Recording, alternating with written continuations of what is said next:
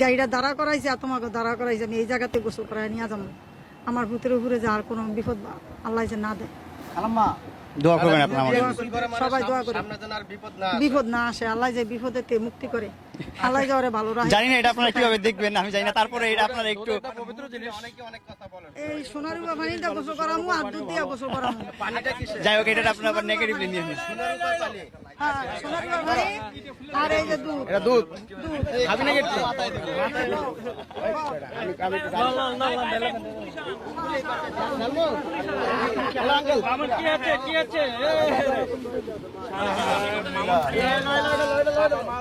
গোসল করে দিচ্ছে বাড়ির যেটাতে জেলখানা থেকে মনে হয় একটা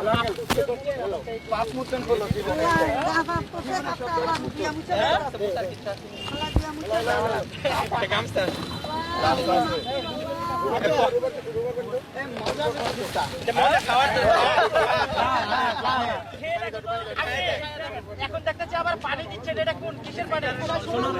সোনার উপর পানি পাপ গোসল করছে।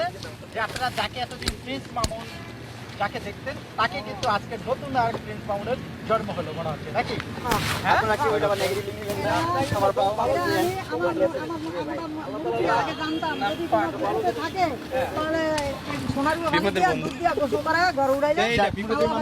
আমার আম্মু অনেক সময় অনেক কথা বলে ফেলে ভুল করে, আপনারা এটা আপনারা নেগেটিভলি নেবেন না। আপনারা একটু আমার মার কথাগুলো একটু নরম ভাবে নেবেন।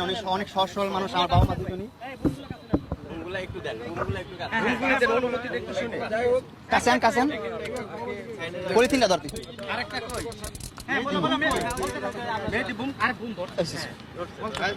আচ্ছা, আমি যেটা বলতেছিলাম, এইসব বিষয় নিয়ে আপনারা আবার হাসি ঠাট্টা করেন না। যা করতেছে আমার বাবা মা খুবই সহজ সরল একজন মানুষ, অ্যান্ড আমি একজন সহজ সরল পরিবারের সন্তান। অনেক ভুলই করছি আমি, আমার বয়সটা মাত্র 20। আমি 13 বছর বয়স থেকে যেহেতু স্ট্রাগল করি, অনেক ভুল ত্রুটি করি, আপনারা ক্ষমা সুন্দর দৃষ্টিতে দেখবেন।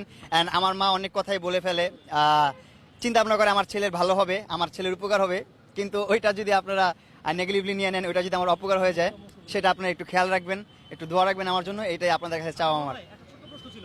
সকাল থেকে আমরা বেশ কয়েকবার দেখলাম যে লায়লা এসে এখানে অপেক্ষা করছেন, তো এরকম যদি কোনো পরিস্থিতির সৃষ্টি হয় বা ভালোবাসার টানে তার কাছে ফিরে যাওয়ার কি কোনো সম্ভাবনা আছে কিনা?